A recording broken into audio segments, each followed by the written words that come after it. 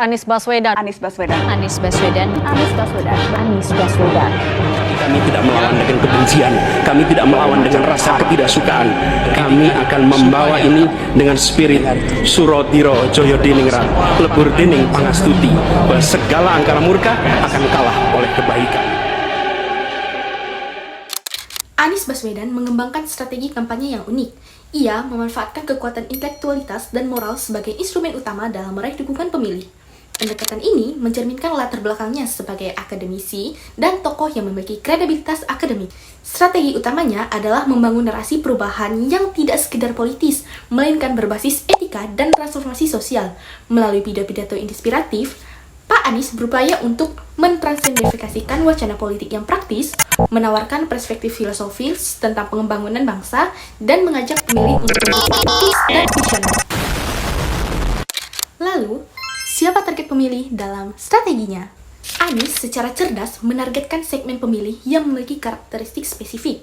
Yang pertama, generasi muda, khususnya mahasiswa dan intelektual.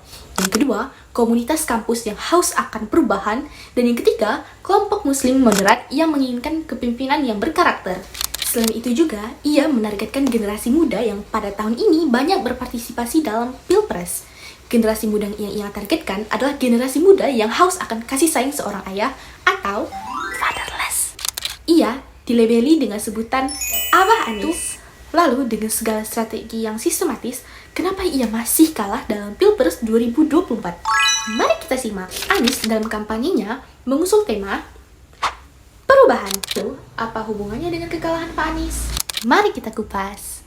Kamu tahu, dalam 10 tahun kepemimpinan Pak Jokowi, 75% masyarakat merasa puas dengan kinerjanya selama ini. Dan karena itulah, masyarakat tidak tertarik dengan tema usulan dari Pak Anies Baswedan mengenai perubahan. Oh ya, kamu masih ingat dengan pernyataan Pak Anies yang mengatakan Angin tak ada KTP-nya. Seperti yang kita ketahui bahwa pendidikan di Indonesia itu kurang merata. Makanya banyak masyarakat Indonesia yang menjadikan pernyataan Pak Anies ini menjadi guyonan.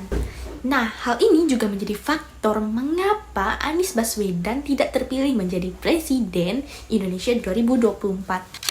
Strategi Anies sesungguhnya menawarkan pendekatan yang berbeda dalam perpolitikan di Indonesia. Ia mencoba mentransformasikan diskursus politik dari sekedar pertarungan elektoral menjadi ruang dialog intelektual dan moral. Namun, di dalam praktiknya, pendekatan ini menghadapi tantangan struktural yang kompleks. Pemilih Indonesia masih sangat pragmatis, menginginkan solusi konkret dibandingkan narasi filosofis. Kelemahan utama terletak pada ketidakmampuan menerjemahkan gagasan abstrak ke dalam program yang dapat dirasakan langsung oleh masyarakat. Strategi Anies Baswedan menggambarkan upaya serius untuk mendefinisikan ulang politik Indonesia. Meskipun mengalami kegagalan elektoral, ia telah membuka ruang dialog baru tentang pentingnya moralitas dan intelektualitas dalam kepemimpinan nasional.